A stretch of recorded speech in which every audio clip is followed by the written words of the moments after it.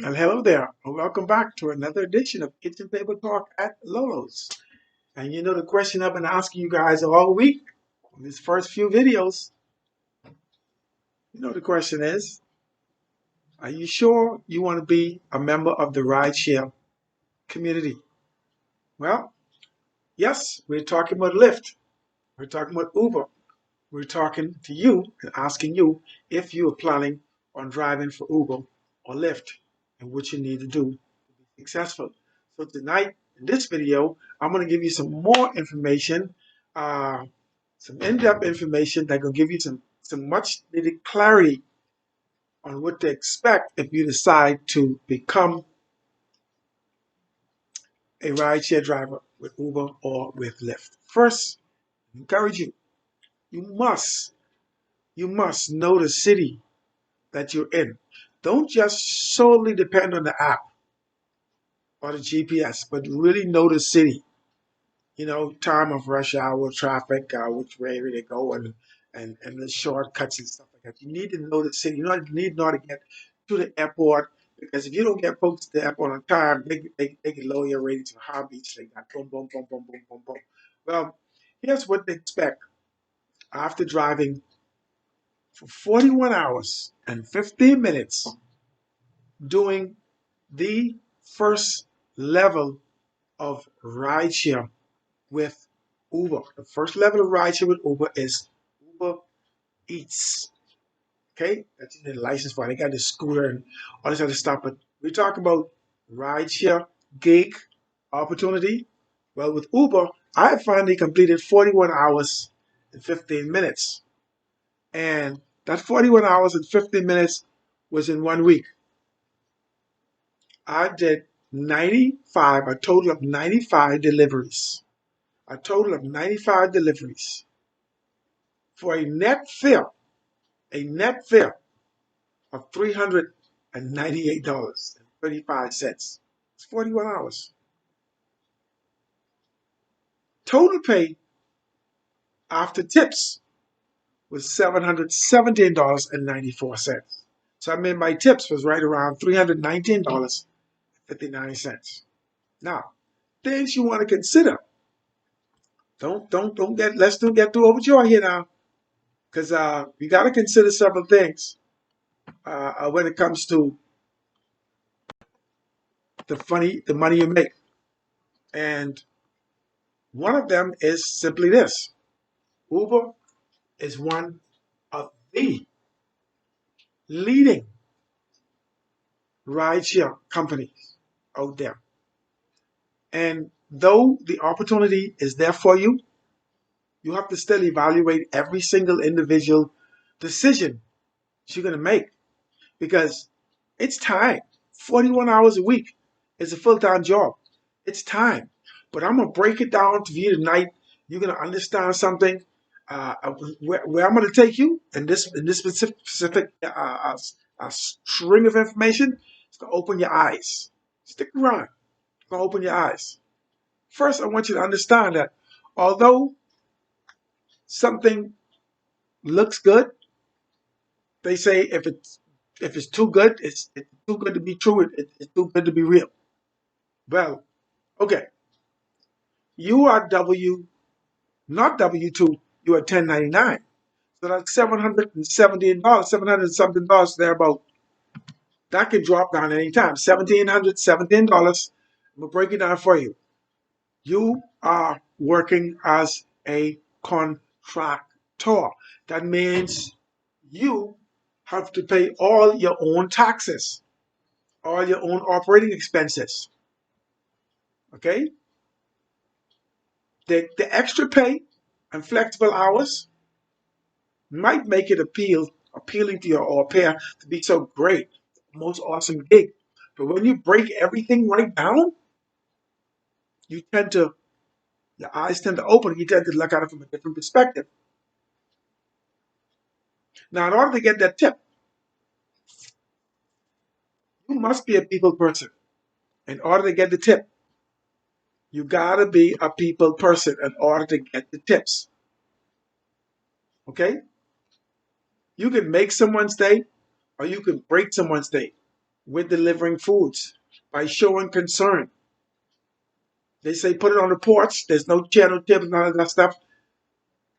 You might want to have a string of paper mats. They don't cost but what, $1 for 10 or something like that. You're doing 10, 20 rides a day. Sometimes some folks would have a little food basket or smoking table or a little centerpiece table or something, a chair. If you want to put the food on the door, be careful putting it on the door, hang it on the door, because when they open the door, they don't see it. It can fall and now you're not going to get a tip. All these things you want to take into consideration. Now, if you are renting a car at $350 a week, that means you would have to deduct that $350 from that $717. That's going to leave you with $387.94. Then after gas for $150, that leaves you with $217. That's your pay. 41 hours, $217.94. Oh, and did I remind you earlier? Don't forget, you got to pay taxes on that because you were 1099. So unless you have a good accountant to write off all these, and all the little business breaks and little tax breaks from having yourself registered as doing business as or an LLC. $217, you're going to have to pay taxes on that. So my question to you is this, man. Do you still want to do rideshare just because it's flexible? Log on when you want to, log off when you want to. Just because you can drive 12 hours a day, wear and tear on the car, the fuel, all the stuff in your personal vehicle. And if you rent a vehicle, you got to pay that extra money plus your car payment that you reserve in your car. But is it really worth it? So guys, go back and watch the videos I posted earlier this week, past. Get a notepad, get a pencil or pen, write down all the advantages, all the disadvantages, and make your decision.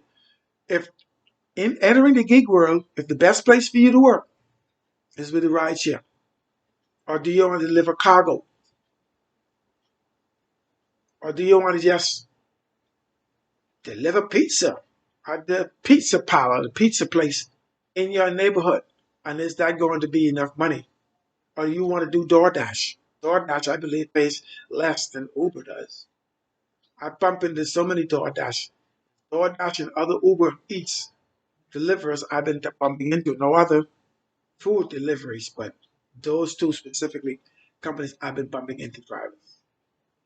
So guys, there you have it. That's your 1 week information on delivering food with Uber. So if it wasn't for the tips, probably wouldn't have the 217. If it wasn't for the tips, number one. And gas, you got to pay for gas. You got to pay for all the other all the expenses. And as a result of that, that's what you get. So now my question to you is, are you sure you want to do a ride share as a driver? You want to do ride share? You want to go work for taxi? You want to go work for public bus transportation? You want to go for the city? Work in the city? Many other gigs out there. So until the next one, guys, we're going to start talking a little more about politics, and my life is intertwined with so many different stuff. I can talk with so many different things in my life and what's going on. The 20th is right here. The new administration is taking place. Plenty of things are going to change. The gig world is going to get even more saturated. Hopefully, we have some folks who are creating jobs and not just coming in to saturate the areas that are on the verge of being saturated or are already saturated at this time.